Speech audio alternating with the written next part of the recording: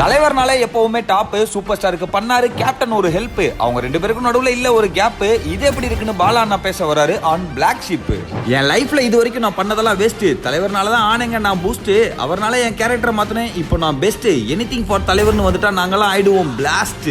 Super star படம் சிடியா வாங்கி வச்சேன், ஒவ்வொரு இன்ட்ரோ சாங்கையும் என் மனசுல பதிய வச்சேன், இனி தலைவர் வழிதான்னு மத்ததெல்லாம் தள்ளி வச்சேன், என்னோட பிராண்டுக்கே சாய்காந்த்னு அவர் பேரை தான் வச்சேன்னு பேச வராரு ஃபவுண்டர் ஆஃப் மைப்ரனியூர் சுரேஷ். தலைவர் பாட்டை வாசிச்சேன் கீபோர்டுல, குட்டி சூப்பர் ஸ்டார்ஸ் நாங்கெல்லாம் ஆன் போர்டுல. சூப்பர் ஸ்டார்னாலே எல்லாருக்கும் வரும் ஒரு ஹோப், லொல்லு சபால போட்டேன் அவரை மாதிரி ஒரு டூப், நானும் ஃபேன் தான், இட்ஸ் மை ஜாப்னு பேச வராரு ஆக்டர் ஜீவானா. சூப்பர் ஸ்டாரை எப்பவுமே நேசிப்போம், நாங்க அவரை பத்தி தான் யோசிப்போம், தலைவர் சாங்ஸ பத்தி உட்கார்ந்து பேசிப்போம் ஆன் தலைவர் தர்பார். ராமாயணத்துல ராமர் விட்டாரு வில்லு, இதுதான் அன்புள்ள தலைவருக்கு episode 12. Title sponsor Aswathi nighties, presented by Anuj styles மற்றும் Sairam group of institutions, co presented by சௌபாக்யா wet grinder, Challani jewellery mart மற்றும் NGA 550D TMT bars, powered by SS Genius International Nursery and Primary School, Sembakkam, Chennai.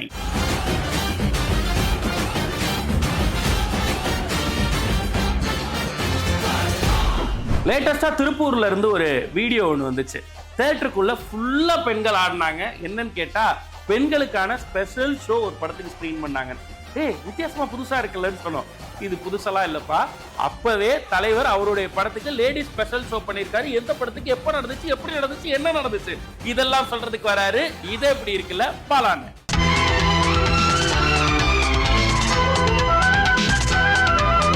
வணக்கம். பிளாக் ஷீப் அன்புள்ள தலைவருடைய 12வது நாள். 12 அப்படிங்கிறது தலைவருக்கு ரொம்ப ராசியான நம்பர். 12 தான் தலைவர் பிறந்தார். அப்படிப்பட்ட இந்த 12வது நாளில் தகவல் நம்பர் 111. தம்பிக்கு எந்த ஒரு திரைப்படம் ஒரு இயக்குனர் இயக்குறதா முடிவாகி அதுக்கப்புறம் அவர் இயக்க முடியாமல் இன்னொரு இயக்குனர் இயக்குனர். அவர் யார், அது ஏன் அப்படின்னு நான் சொல்கிறேன்னு சொல்லியிருந்தேன். ரஜினிக்கு 24 படங்கள் வெற்றி படங்கள் கொடுத்த SPM தான் தம்பிக்கு எந்த ஒரு படத்தையும் டைரக்ட் பண்ணுறதா இருந்துச்சு. ஆனால் அவருக்கு கண்ணில் ஒரு ஆப்ரேஷன் பண்ணி அந்த படத்தை டைரக்ட் பண்ண முடியாமல் போக அந்த வாய்ப்பு முதலாக ராஜசேகருக்கு போகுது. ராஜசேகர் யார் அப்படின்னு பார்த்தீங்கன்னா அப்போ தான் மலையூர் மம்பட்டியான் படம் டைரக்ட் பண்ணி அந்த படம் பயங்கரமாக ஹிட் ஆகி ரஜினி சார் இப்போ வரைக்கும் உங்களை எல்லாருக்கும் தெரியும், நல்ல படம் வந்தா நல்ல டைரக்டர்னா உடனே கூப்பிட்டு பாராட்டுறல. அதே மாதிரி மலையூர் மம்பட்டியான் படம் பார்த்துட்டு அவரை கூப்பிட்டு பாராட்டி நம்ம 2 பேரும் சேர்ந்து ஒர்க் பண்ணலாம் அப்படின்னு சொல்லியிருந்தார். அப்படிப்பட்ட அந்த வாய்ப்பு தான் ராஜசேகருக்கு தம்பிக்கு எந்த ஒரு திரைப்படம் மூலமாக போச்சு. அப்படிப்பட்ட இந்த தம்பிக்கு எந்த ஒரு திரைப்படத்தில் இன்ட்ரெஸ்டிங்கான இன்னொரு செய்தி என்ன அப்படின்னு பார்த்தீங்கன்னா, இந்த படத்தில் பயன்படுத்தப்பட்ட ஒரு டியூன் என் வானிலே ஒரு மண்பேவான்னு ஒரு பாட்டு இருக்குது. அந்த பாட்டோட டியூனை அப்படியே 3ஆம் ரேத் ரீமேக் பண்ணப்போ சத்மான் பண்ணப்போ கமல் ஸ்ரீதேவி பண்ணாங்க. அந்த படத்தில் இந்த டியூனை ராஜா சார் மறுபடியும் ரீயூஸ் பண்ணார்.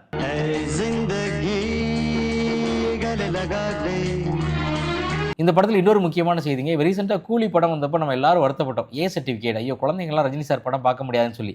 இந்த படத்துக்கும் A சர்டிஃபிகேட் தான் கொடுத்தாங்க. என்ன காரணம்னு கடைசி வரைக்கும் படம் எடுத்தவங்களுக்கு தெரியல, படம் பார்த்தவங்களுக்கு தெரியல. படத்தில் அந்த அளவுக்கு குழந்தைங்க பார்க்க முடியாத அளவுக்கு எந்த காட்சியும் இருக்காது. அதனால ஏன் A சர்டிஃபிகேட் கொடுத்தாங்கன்னு இப்போ வரைக்கும் யாருக்கும் தெரியல. இந்த படத்துக்கு முதல்ல வைக்கப்பட்ட டைட்டில் கூட வேறங்க. நானே ராஜா நானே மந்திரிங்க டைட்டில் தான் தம்பிக்கு எந்த ஊர் அப்படின்னு மாறிச்சு.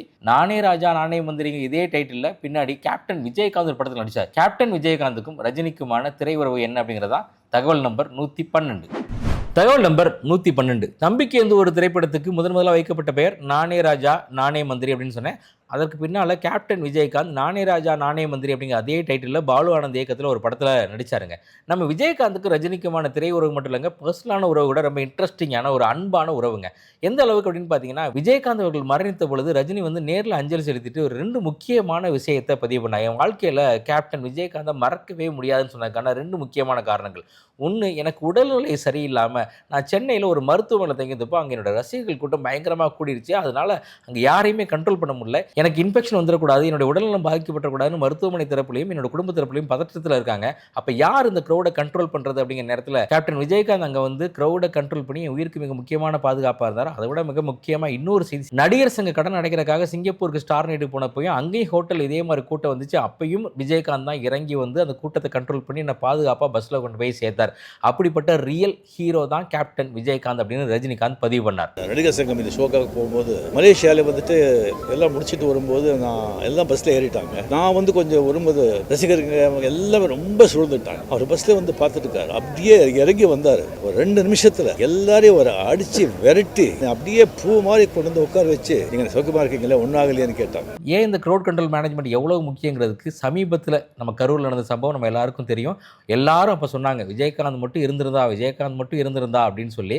அதைத்தான் ரஜினி அவர்களும் அன்னைக்கு அஞ்சலி செலுத்தும் போது இதே செய்தியை பதிவு பண்றார். அப்படிப்பட்ட ரஜினி அவர்களும் விஜயகாந்த் அவர்களும் திரையில சேர்ந்து நடிச்சது ஒரே ஒரு திரைப்படத்தில், இன்னும் சொல்ல போனா ஒரே ஒரு பாட்டில் அப்படின்னு சொல்லலாம். மனதில் உறுதி வேண்டும் அப்படிங்கிற படத்தில் வங்காள கடலைன்னு ஒரு பாட்டு இருக்கு. சுகாசினி எல்லா ஹீரோடையும் டான்ஸ் ஆனா என்னவா இருக்கும்னு அந்த படத்தில் சுகாசினி வீட்டு வேலைக்காரியா நடிச்ச லலிதா குமாரி, அந்த ட்ரீம் சீக்வன்ஸ்ல ட்ரீம் பண்ணாங்களே லலிதா குமாரி, அவங்க யார் அப்படின்னு பார்த்தீங்கன்னா ஆனந்தன் அப்படிங்கிற மிகச்சிறந்த நடிகர், மிகச்சிறந்த ஹீரோ, தமிழ் சினிமாவோட பழம்பெரும் ஹீரோ. அவருடைய பொண்ணு தான் லலிதா குமாரி அவர்கள். ஆனந்தன் யாருன்னு உங்களுக்கு ஈஸியாக அறிமுகப்படுத்தின அப்படின்னா ரோஜா மலரே ராஜகுமாரின்னு பாட்டு கேட்டிருக்கீங்களா, வீர திருமகன் படத்தில், அந்த பாட்டில் நடித்தவர் தான் ஆனந்தன். ரோஜா மலரே ராஜகுமாரி. அவருக்கு ஜோடியா நடிச்சவங்க சச்சுமாவை பத்தி ரஜினி தன்னுடைய வாழ்க்கையில முக்கியமா ஒரு மேடையில் ஒரு மீட்டிங்ல ஒரு விஷயம் சொன்னார். என்னன்னு தெரிஞ்சுக்க தகவல் நம்பர் 113. தகவல் நம்பர் 113. சச்சுமாவை பத்தி ரஜினி பதிவு பண்ண அந்த செய்தி என்ன அப்படின்னு சொல்லியிருந்தேன். ரஜினி அவர்கள் அரசியலுக்கு வரேன் அப்படின்னு முடிவு பண்ணதுக்கு அப்புறம் அவருடைய ஃபேன்ஸை டிஸ்ட்ரிக்ட் வைஸ் மீட் பண்ண ஆரம்பிச்சாங்க. அப்படி மதுரை மாவட்ட ரசிகர்களை ராகவேந்திர மண்டபத்தில் மீட் பண்ணப்போ ஒரு செய்தி சொன்னார். மதுரைக்காரங்க இருக்காங்கல்ல, அவங்க ரொம்ப வீரமானவங்க, அவங்க ரொம்ப அன்பானவங்க, கருணை உள்ளவங்க அப்படின்லாம் சொல்லிட்டு, நான் மதுரைக்கு வந்த ஒரு நாள் என்னால் மறக்கவே முடியாதுன்னு சொல்கிறா. என்ன நாள் அப்படின்னு பார்த்தீங்கன்னா, சச்சுமாவும் அவரும் சேர்ந்து, சச்சுமா ரஜினியோட நிறைய படங்கள் பண்ணியிருக்காங்க, முக்கியமாக போக்கிராஜா படம்லாம் பண்ணியிருக்காங்க. அவங்க 2 பேரும் சேர்ந்து ஒரு முறை மீனாட்சி அம்மன் கோவிலுக்கு போகிறாங்க. கோவிலுக்கு போய் அர்ச்சனைக்கான பூ பழம்லாம் கொடுத்ததுக்கப்புறம் அந்த அர்ச்சகர் கேட்குறாரு ரஜினியை பார்த்து, உங்களுடைய நட்சத்திரம் என்ன அப்படின்னு சொல்லி. யாரை பார்த்து? சூப்பர் ஸ்டாரை பார்த்து உங்கள் ஸ்டார் என்ன அப்படின்னு கேட்குறாரு. ரஜினிக்கு ஐயோ எனக்கு அதெல்லாம் தெரியாதுங்க அப்படின்னே சச்சுமா இல்லை நீங்கள் கடவுள் பேர்லேயே அர்ச்சனை பண்ணுங்க, அந்த எல்லா பாக்கியமும் இவருக்கு போய் சேர்ந்துடும் அப்படின்னு சொன்னாங்கன்னு சொல்லி ரஜினி பதிவு பண்றார். அந்த அளவுக்கு தன்னுடைய ராசி நட்சத்திரம் இதெல்லாம் எதுவுமே தெரியாம வாழ்ந்தவர் தான் இன்னைக்கு தமிழ் சினிமாவுக்கு மட்டுமல்ல, தமிழ்நாட்டுக்கு மட்டுமல்ல, தமிழ் ரசிகர்களுக்கு மட்டுமல்ல, தமிழ் கலையுலகத்துக்கு ஒரு ராசியானவராக வாழ்ந்துட்டு இருக்காங்க தான் செய்தி. அப்படி அந்த மேடையில் பேசின ரஜினிகாந்த் இன்னொரு விஷயத்தையும் பதிவு பண்ணார். ராகவேந்திரா கல்யாண மண்டபத்தில் என்னால் அசைவ சாப்பாடு போட முடியாது, ஆனால் மதுரைக்காரவங்க எல்லாத்துக்கும் நான் ஒரு அசைவ சாப்பாடு போடணும்னு ஆசைப்படுறேன், என்னோட ஃபேன்ஸ் எல்லாத்துக்கும் ஒரு அசைவ சாப்பாடு போடணும்னு ஆசைப்படுறேன், அதனால உங்க எல்லாருக்கும் ஒரு வாக்குறுதி தரேன், நம்ம எல்லாரும் ஒரு நாள் ஒன்னா அசைவ சாப்பாடு சாப்பிட்றோம்னு சொன்னாரு. ரஜினிக்கும் அந்த அளவுக்கு அசைவ சாப்பாடு பிடிக்கும். அப்படி அவர் சொன்ன அந்த ராகவேந்திரா மண்டபம் உருவான கதையும் ரொம்ப இன்ட்ரெஸ்டிங்கான கதை. அதான் தகவல் நம்பர் 114. தகவல் நம்பர் 114. ரஜினியுடைய வாழ்க்கையில் ரஜினியோட ரொம்ப கனெக்டான ஒரு பிளேஸ் சென்னையில் உண்டு அப்படின்னா அது அவருடைய ராகவேந்திரா மண்டபம். இந்த ராகவேந்திரா மண்டபத்தில் ரசிகர்களுக்கு நான் அசைவ சாப்பாடு போடுறேன்னு சொல்லி வாக்குறுதி கொடுத்தாருன்னு சொன்னேன் இல்லைங்களா, அப்படிப்பட்ட அந்த ராகவேந்திரா மண்டபம் உருவான கதையும் சுவாரஸ்யமான கதை. எம்ஜிஆர் தான் அப்போ ஆட்சியில் இருக்காங்க, முதலமைச்சராக இருக்காங்க. அப்போ சென்னையில் சிஎம்டிஏ மினிஸ்டரா இருந்தது யார் அப்படின்னு பார்த்தீங்கன்னா திருநாவுக்கரசர் அவர்கள். அவர் தான் பதிவு பண்ணுறாரு. அப்போ 2 பேர் ஒரே நேரத்தில் சென்னையில் மண்டபம் கட்டுறதுக்கான பெர்மிஷன் கேட்குறாங்க. ஒருத்தர் யார் அப்படின்னு பார்த்தீங்கன்னா திரு உடையார் அவர்கள், ராமச்சந்திரா மெடிக்கல் காலேஜுடைய ஓனர். இன்னொருத்தர் நம்முடைய ரஜினிகாந்த். இந்த 2 அப்ளிகேஷனும் வருது திருநாவுக்கரசர் டேபிளுக்கு வந்த உடனே. அப்போ திருநாவுக்கரசர் எம்ஜிஆர் கிட்ட டிஸ்கஸ் பண்ணுறாரு. சார் 2 பேருமே மண்டபத்துக்கு பெர்மிஷன் கேட்குறாங்க, யாருக்கு கொடுக்கலாம் அப்படின்னு கேட்டப்ப எம்ஜிஆர் நீங்களே சொல்லுங்களேன் யாருக்கு கொடுக்கலாம்னே. உடையார் நமக்கு ரொம்ப தெரிஞ்சவர், உடையார் கூட நம்ம பேசிக்கலாம், ரஜினி கலையுலகத்தில் வேற இருக்காரு, நம்ம அவருக்கே அந்த வாய்ப்பை கொடுக்கலாமே அப்படின்னு திருநாவுக்கரசர் சஜஸ்ட் பண்ண உடனே சஜஸ்ட் பண்ணிட்டு சொல்றார், இப்போ நான் சொல்லிட்டு வீட்டுக்கு போயிட்டேங்க, அடுத்த நாள் காலையில் பிரேக்ஃபாஸ்ட்டுக்கு ரஜினி அவர்களும் எம்ஜிஆர் அவர்களும் ஒன்றா மீட் பண்ணி பெர்மிஷனையும் கொடுத்துட்டாங்க, எனக்கு இந்த விஷயமே தெரியாது, நான் அந்த மீட்டிங்லே இல்லை அப்படின்னு சொல்லி திருநாவுக்கரசர் ரொம்ப ஜாலியாக சொல்றார். அப்படி எம்ஜிஆர் அவர்கள் ஒரு பிரேக்ஃபாஸ்ட் மீட்டிங்கில் கொடுத்த பெர்மிஷன் தான் ராகவேந்தர் திருமண மண்டபம். அந்த ராகவேந்தர் திருமண மண்டபத்தை திறந்து வச்சது யார், அன்னைக்கு அந்த ஃபங்க்ஷனுக்கு யாரெல்லாம் வந்தாங்கிறது ரொம்ப சுவாரஸ்யமான செய்தி. தகவல் நம்பர் 115. தகவல் நம்பர் 115. ராகவேந்திரா திருமண மண்டபத்துக்கு ஒரு பிரேக்ஃபாஸ்ட் மீட்டிங்ல எம்ஜிஆர் அவர்கள் பெர்மிஷன் கொடுக்க ரஜினி அவர்கள் கட்டி முடிச்சு அது திறந்து வச்சது யார் அப்படின்னு பார்த்தீங்கன்னா சுவாரஸ்யமான விஷயங்க, கலைஞர் அவர்கள் தான் அந்த திருமண மண்டபத்தை திறந்து வச்சார். அந்த திருமண மண்டப திறப்பு விழாவில் பேசின முக்கியமான 4 பிரபலங்களுடைய பேச்சு மறக்க முடியாத பேச்சு. முதல்ல வாழப்பாடி ராமமூர்த்தி அவர்கள், காங்கிரஸ் பிரமுகர். அவர் என்ன சொன்னார் அப்படின்னு பார்த்தீங்கன்னா, கிருஷ்ணகிரி என்னுடைய தொகுதியான கிருஷ்ணகிரிக்குள்ள வரக்கூடிய நாச்சிக்குப்பம் தான் ரஜினியுடைய பூர்வீகம், அதனால என்னுடைய தொகுதிக்காருடைய திருமண மண்டப திறப்பு விழாவுக்கு வந்திருக்குங்கிறது எனக்கு ரொம்ப பெருமையா இருக்கு அப்படின்னு சொன்னார். அதுக்கப்புறம் பேசின கேபி அவர்கள், 3 முடிச்ச டைம்ல நான் ரஜினியை பயங்கரமா திட்டிருக்கேன், உனக்குலாம் நடிப்பே வராது, நீ ஏன் உயிரை வாங்குறேன்னு சொல்லி திட்டிருக்கேன், அப்படிப்பட்ட நடிகர் இன்னைக்கு தமிழ் சினிமாவோட உச்ச அந்தஸ்துல இருக்கான், உண்மையிலேயே அன்னைக்கு நான் ஏன்டா திட்டினேன்னு சொல்லி இன்னைக்கு மன்னிப்பு கேட்கிறேன் இந்த மேடையில் அப்படின்னு பதிவு பண்ணார். அப்புறம் சிவாஜி அவர்கள் சிரிச்சுக்கிட்டே, கண்மணி ரஜினி, நான் கல்யாணம் பண்ணும்போதெல்லாம் இப்படி மண்டபம் கட்டலையப்பா, இருந்தால் இந்த மண்டபத்தில் தான் கல்யாணம் பண்ணியிருப்பேன், இருந்தாலும் பரவாயில்ல, சதாபிஷேகம்னு ஒன்று வரும், கண்டிப்பாக இந்த மண்டபத்தில் தான் கல்யாணம் அப்படின்னு சொல்லி சிரிச்சுக்கிட்டே சொன்னார். அதை விட மிக முக்கியமாக கலைஞர் அவர்கள் ஒரு கோரிக்கை ஒன்று வச்சார். என்ன அப்படின்னு பார்த்தீங்கன்னா, எங்களுடைய கலைஞர் அறிவாலயத்தில் நாங்கள் ஒரு மண்டபம் கட்டியிருக்கோம், அந்த கல்யாண மண்டபத்தில் புரோகித திருமணங்களை காண்டி தமிழ் முறைப்படி பண்ணக்கூடிய சீர்திருத்த திருமணங்களுக்கு நாங்கள் அனுமதி கொடுத்துட்ருக்கோம், ரஜினியும் அதே போல் அவருடைய கல்யாண மண்டபத்தில் புரோகித திருமணங்களுக்கும் அனுமதி கொடுங்க, அதே மாதிரி தமிழ் முறைப்படி நடக்கக்கூடிய சீர்திருத்த திருமணங்களுக்கும் அனுமதி கொடுக்கணும் அப்படின்னு ஒரு வேண்டுகோள் வச்சார். ராகவேந்திரா திருமண மண்டப திறப்பு விழாவில் 4 பேரும் பேசின பற்றி நான் பேசிட்டு இருக்க நேரத்தில் மண்டபம் அப்படின்னாலும் டக்குன்னு நம்ம கல்யாணம் ஞாபகத்துக்கு வரும். அப்படி ரஜினி தன்னுடைய கல்யாணத்துக்கு அழைத்த 5 பேர் யார் அப்படின்னு பார்த்தீங்கன்னா, ஒன்று கேபி, இன்னொன்று எஸ்பிஎம், இன்னொன்று பஞ்சவர்ணாச்சலம், இன்னொன்று மகேந்திரன், 5வது ஆள் மிக முக்கியமானவர் அவர் சினிமாட்டோகிராஃபர் பாபு. சமீபத்தில் தான் அவர் காலமானார். அப்படிப்பட்ட சினிமாட்டோகிராஃபர் பாபு அவர்கள் ரஜினியை பற்றி, ரஜினியுடைய மேடை பேச்சை பற்றி ஒரு சம்பவம் சொன்னார். என்னன்னு தெரிஞ்சுக்க தகவல் நம்பர் 116. இது எப்படி இருக்கு? இந்த செக்மெண்டோட அடுத்த 5 தகவல்கள் கொண்ட ஃபுல் எபிசோட் Flagship Valley OTT-ல அவைலபிளா இருக்கு. அத பார்க்க இப்பவே Flagship Valley OTT-ய டவுன்லோட் பண்ணுங்க. தலைவரை பத்தி பேசணும்னா எவ்வளவு நேரம்னாலும் பேசலாம். ஆனா எனக்கு கொடுக்கப்பட்ட நேரத்துக்குள்ள என்ன பேசணும் தெரியுமா அப்படின்னு ஒவ்வொரு ஃபேனும் காலரை தூக்கி விட்டு சொல்லக்கூடிய செக்மெண்ட் தான் இப்ப வரப்போற எனிதிங் ஃபார் தலைவர்.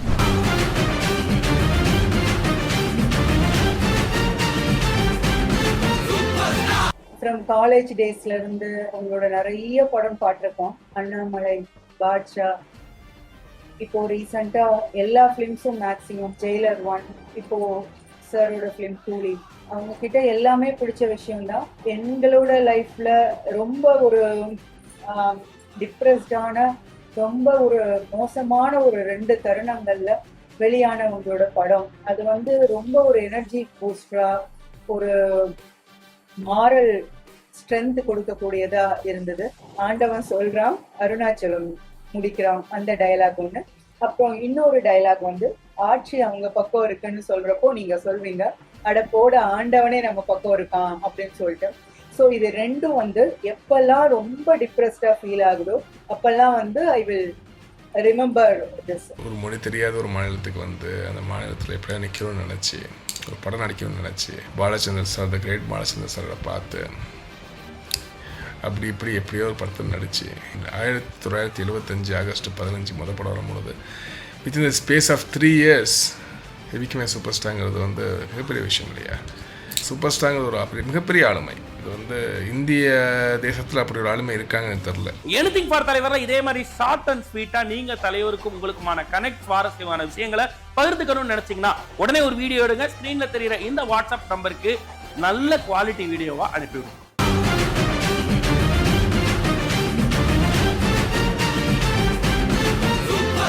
தன் ரத்தத்தில் ஒரு பாதி பாலாக பிரிப்பது பசுவோட வேலையப்பா. அந்த பால்ல டீ போட்டு தலைவர் பர்த்டேக்கு ஃப்ரீயா கொடுக்கறது இவரோட மூளையப்பா.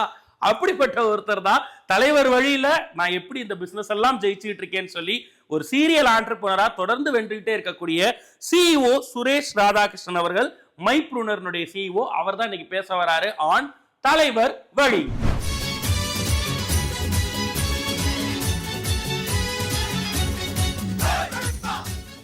வணக்கம், என்னோட பேர் சுரேஷ் ராதாகிருஷ்ணன்.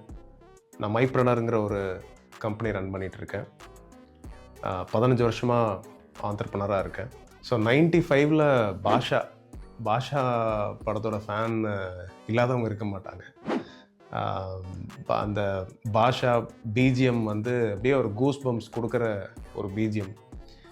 யாரா இவர் அப்படிங்கிற மாதிரி ஆச்சரியப்படுத்தின ஒரு படம் பாஷா. அப்புறம் வந்து முத்து அந்த படம் வரும்போது ஒரு முதலாளி பாட்டு வந்து ஒரு பெரிய இன்ஸ்பிரேஷனாக இருந்தது. அந்த பாட்டு ஒரு பெரிய ஃபேண்டசி அந்த டைமில். அந்த வயசில் நான் ஒரு 6th ஸ்டாண்டர்ட் படிச்சுட்டு இருந்தேன். இன்னும் எனக்கு நல்லா ஞாபகம் இருக்குது. அப்போ வந்து கிளாஸுக்கு போனால் காலையிலேருந்து மினிமம் அந்த பாட்டை வந்து ஒரு 20 தடவை பாடிக்கிட்டே இருப்பேன் கிளாஸ் ரூமில். இப்போ பக்கத்தில் இருக்கிற ஃப்ரெண்டு வந்து போய் அந்த டீச்சர்கிட்ட வந்து கம்ப்ளைண்ட் பண்ணிட்டேன், இவன் காலையிலேருந்து இந்த ஒருவன் முதலாளி பாட்டு பாடிட்டு இருக்காங்க. ஸோ அந்தளவுக்கு அந்த வார்த்தைகளோட ஆழம் வந்து அந்த வயசில் புரிஞ்சிருக்காது. பட் அந்த வைப்ரேஷனும் அந்த எனர்ஜியும் அவரோட சிரிப்பும் ஒரு பெரிய டிஃப்ரென்ஸை ஏற்படுத்தியிருக்கு. எப்பப்பெல்லாம் வந்து அவர் படம் வருதோ, எப்போ நம்ம போய் தேட்டருக்கு பார்ப்போம், தேட்டரில் அந்த படத்தை பார்ப்போம் அப்படிங்கிற ஒரு எதிர்பார்ப்பு எப்பவுமே இருந்துகிட்டு இருக்கு. சாரோட இன்ஸ்பிரேஷனால தான் வந்து நான் என்னோடய டீ பிராண்டுக்கே வந்து சாய் காந்த்னு வந்து பேர் வச்சேன். அப்போ வந்து நிறைய பேர் கேட்டாங்க, நீங்கள் வந்து ரஜினிகாந்த் ஃபேனா, ஏன் அவரோட இதை நீங்கள் வந்து எதுவுமே உள்ளே யூஸ் பண்ணலை அப்படின்னு. மக்கள் வந்து புரிஞ்சுப்பாங்க, கண்டிப்பாக அது ஒரு ரஜினிகாந்த் ஃபேன் தான் வச்சுருக்காங்க. பட் அவரோட இதை எங்கேயுமே நம்ம யூஸ் பண்ணக்கூடாதுங்கிற நான் ரொம்ப தெளிவாக இருந்தேன். அண்ட் நிறைய பண்ணியிருக்கோம். அவரோட அந்த பேர் அலைனானதுனால நிறைய இனிஷியேட்டிவ்ஸ் பண்ணியிருக்கோம். ஒரு இனிஷியேட்டிவ் சொல்லணுன்னா, அவரோட பர்த்டே அன்னைக்கு ஒரு 5-6 வருஷத்துக்கு முன்னால் ஃப்ரீ டீ கொடுத்தோம். அன்றைக்கி வந்து December 12th அவரோட பர்த்டே அன்னைக்கு ஃப்ரீ டீ கொடுத்தோம் எல்லா அவுட்லெட்ஸ்லேயும். அது நல்ல வரவேற்பு கிடச்சிது மக்கள்கிட்ட. அது இன்னும் வந்து இந்த மாதிரிலாம் பண்ண முடியுமா, ஏன் வந்து பிஸ்னஸில் இருக்கிறவங்க வந்து இவருக்கு வந்து ட்ரிபியூட்டாக ஏதாவது பண்ணணுங்கிறதெல்லாம் நிறைய கேட்டாங்க. பட் இதெல்லாம் அப்பாற்பட்டு எங்களோட டெய்லி லைஃப்பில் அவர் இருக்கார் அப்படிங்கிறதுக்கான ஒரு பிரதிபலிப்பு தான் அந்த கேம்பெயின் நான் பண்ணது.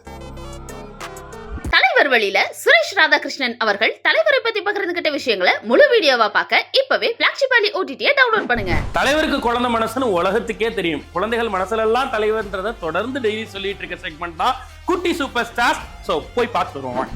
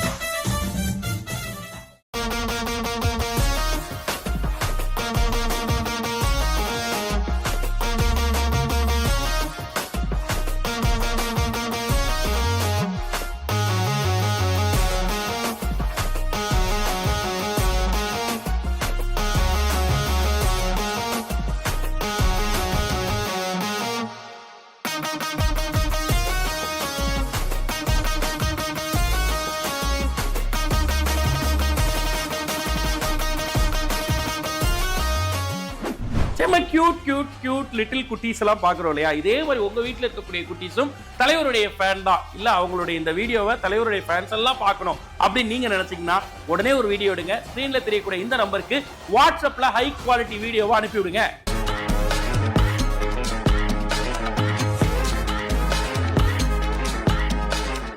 பாட்டாலே புத்தி சொன்னார், பாட்டாலே பக்தி சொன்னார், பாட்டாலே பத்தியா வாழ்க்கையை பத்தி சொன்னார்.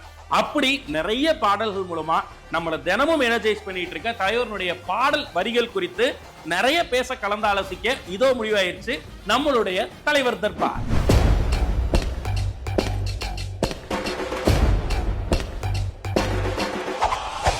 இந்த டைம்ல ஜாலி பாட்டு ஒண்ணு இருக்குல்லண்ணே. இப்ப நான் சொன்ன ஆசை இன்னொரு வகை. அப்ப வந்து சம்போ சிவசம்போ எம்எஸ்சி வாய்ஸ்ல அது அப்படி இருக்கும். தலைவர் அது பெருசா பெர்ஃபார்ம் பண்ணிருக்க மாட்டாரு. ஆனா பாடிருக்க மாட்டாரு. கமல் சார் பாடுவாரு, அங்க அவ்வளவு டான்ஸ் ஆடுவாரு. தலைவர் கிட்டார் வச்சு அதெல்லாம் ஸ்கோர் பண்ணிட்டு போயிடுவாரு. கண்டிப்பா அதான் சொல்றேன், அந்த ஸ்டைல் தான் அவருடைய ப்ளஸ் பாயிண்ட். ரெண்டாவது அந்த கண்ணு. ஆமா, அது பிரெஞ்ச் பீட் வச்சுக்கிட்டு அவ்வளவு சூப்பரா இருப்பாரு. அந்த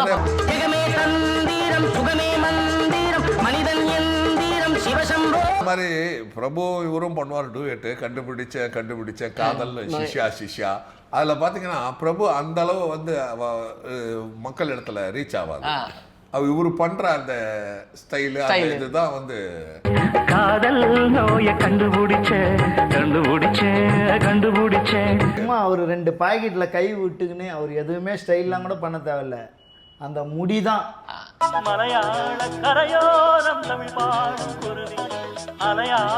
இந்த பாட்டுல அவர் முடிய கூட வச்சு ஸ்டைல் பண்ணிருக்க மாட்டாரு. அவர் இதுதான் எந்த பாட்டுனா சொல்றேன்னா பூமாலை. அந்த பாட்டுல வந்து அங்கிருந்து தொங்கிட்டு வருவாரு. ஆமா, எல்லாமே நாங்க வந்து எதிர்பார்த்தோம். Anybody can kiss me without touching மீன்னு சொல்லும்போது எப்படா சாதகம்னு பார்க்கும்போது அது அருமையா அந்த படத்தை இயக்குனவங்க வந்து அருமையா பண்ணாங்க பாருங்க. அந்த இடத்துல ரியலாவே வந்து அந்த படம் எடுத்த அந்த டைரக்டருக்கு ஒரு ஓகே.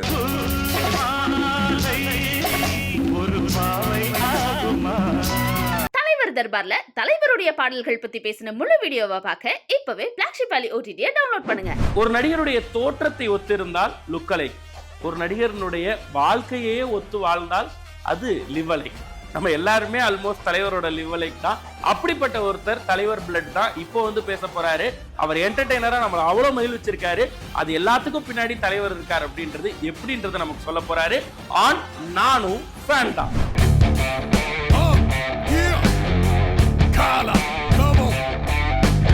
எனக்கு ஒரு 4 வயசு இருக்கும். எல்லாருமே சூப்பர் ஸ்டார் யாருன்னு கேட்டால் சின்ன குழந்தையும் சொல்லுன்ற மாதிரி நம்ம சின்ன குழந்தையாக இருக்கும்போது நம்ம ஃபேமிலியில் கூட்டு போகிறது தான். ஏன்னா வீட்டில் அம்மாவை வந்து பயங்கர சிவாஜி சார் ஃபேனு. அவங்களுக்கு அப்புறம் வந்து தலைவர் படம் தான் பார்ப்பாங்க. ஃபாதர் வந்து பயங்கர கமல் சார் ஃபேனு. ஸோ அப்போலேருந்தே நம்ம வயிற்றில் குழந்தையாக இருக்கும்போதுலேருந்தே தலைவர் படம் அவங்க பார்த்ததுனால அப்போலேருந்தே நம்ம ரஜினி சார் படம் ரிலீஸ் ஆகுதுனாலே தேட்டரில் பார்க்குறது. ஸோ நம்ம வந்து பொழப்புக்காக ரஜினி ரசிகன் இல்லை, பிறந்ததுலேருந்தே ரஜினி ரசிகன். எல்லாத்துலேயுமே வந்து அந்த சிகரெட் தூக்கி போடுறதா இருக்கட்டும், ராஜா சின்ன ரோஜாலலாம் நிறைய மேஜிக் பண்ணுவார். குழந்தைங்களை பொறுத்த வரைக்கும் எப்படி முதல்ல அவங்கள ஒரு ஹீரோ அட்மையர் பண்ணுவார்னா, ஒரு மெஜிஷியன் ட்ரிக், அந்த ட்ரிக்ஸ், அந்த ஸ்டாப் பிளாக் ஷாட்ஸு, இந்த மாதிரியான விஷயங்கள் தான். ஒரு ரோஜா கூட்டம் கூட்டிக்கிட்டு போனானா. அதனால தான் நமக்கு ப்ரூஸ்லி, ஜாக்கி சான் இவங்கள ரெண்டாவது ஸ்டன்ஸ், ஃபைட், ஆக்ஷன்ஸ் இதெல்லாம் தான். ஸ்டைலு, அவரை மாதிரியே நம்ம முடி வச்சுக்கணும், அவரை மாதிரியே டான்ஸ் பண்ணணும்னு. இன்ஃபேக்ட் ஸ்கூல் ஆனுவல் டேயில் நான் முதல்ல ஆடினதே தலைவரோட பாட்டுக்கு தான். சூப்பர் ஸ்டார் யாருன்னு கேட்டால் ஜீவா சினிமாவுக்கு வரணுன்ற இன்ஸ்பிரேஷனே தலைவர் தான். ஸோ முதல்ல நான் அவரை பார்க்கணும், அவர் எப்படியாவது ஒரு தடவை பார்த்துடணுன்றதுக்காக தான் நம்ம எடுத்த ரூட்டு. அதுக்கப்புறம் நமக்கு சினிமா மேலே ஒரு ஆர்வம் வந்தது. அந்த ஆர்வத்தை க்ரியேட் பண்ணதே அவர் தான். இன்றைக்கி நம்ம ஒரு ஒரு ஒரு அப்கமிங் ஆக்டராக இருக்கிறதுக்கு காரணமும் அவர் தான். ஏன்னா அவருடைய யாராவது ஒருத்தர் நம்மளை இன்ஸ்பயர் பண்ணி தான் நம்மளை ஒரு ப்ரொஃபஷனுக்குள்ளே கொண்டு வர முடியும். அப்படி என்னுடைய இன்ஸ்பயரர், என்னுடைய ரோல் மாடல், என்னோட டெமிகார்ட் எல்லாமே தலைவர் தான். எனக்கு இப்போ இல்லைங்க, சின்ன வயசுலேருந்தே எனக்கு அந்த ஸ்டைல் அண்ட் மேனரிசம் வந்து நேச்சுரலாகவே இருக்கும். யூஸ்வலாக மற்ற பசங்கள்லாம் பாஸ்போர்ட் சைஸ் ஃபோட்டோ எடுத்தால் கூட ஒரு மாதிரி ஸ்டிஃபாக நிற்பாங்க, நம்ம மட்டும் ஏதாவது ஒரு ஸ்டைலாகவே தான் இருப்போம். ஸோ அப்போலேருந்தே எனக்கு இந்த ஸ்டைலுங்கிறது ஒன்று இருக்கும். நம்ம வந்து சின்னதுலேருந்தே அவருடைய ஸ்டைல், அவருடைய கேரிஸ்மா, அந்த என்ன சொல்கிறது, கேரிஸ்மாலாம் நமக்கு இப்போ தானே அவரோட ஸ்டேச்சர் அதெல்லாம் தெரியும். முழுக்க ஸ்டைலால இம்ப்ரெஸ் ஆன ஒரு குழந்தை தான். சூப்பர் ஸ்டார் யாருன்னு கேட்டா சின்ன குழந்தையும் சொல்லும். நானும் ஃபேன் தான்ல. லொல்லு சபா ஜீவா அவர்கள் தலைவரை பத்தி பகிர்ந்துகிட்ட விஷயங்களை முழு வீடியோவா பார்க்க இப்பவே பிளாக்ஷிப் வேலி OTT டவுன்லோட் பண்ணுங்க. என்னைக்கு எப்போதும் தலைவர் தான் ட்ரெண்ட். இப்போ முடிவுக்கு வந்துருச்சு எபிசோட் 12. எஸ், இன்னும் 38 நாட்கள் உங்களுக்காக பேசுறது காத்துட்டு இருக்கோம். நம்ம எல்லாரும் சேர்ந்து பார்த்து ரசிக்கக்கூடிய இந்த அன்புள்ள தலைவர்களை நாளைக்கு உங்க எல்லாரையும் வந்து சந்திக்கிற வரை உங்களிடமிருந்து விடைபெறுவது RJ Victor and entire black sheep family. இவ்வளவு நேரம் நீங்க பார்த்து ரசிச்சது அஸ்வதி நைட்டிஸ் வழங்கிய பிளாக் ஷீப் அன்புள்ள தலைவருக்கு. Title sponsor Aswathi nighties, presented by Anuj styles மற்றும் Sairam group of institutions, co presented by சௌபாக்யா wet grinder, Challani jewellery mart மற்றும் NGA 550D TMT bars, powered by SS Genius International Nursery and Primary School, Sembakkam, Chennai.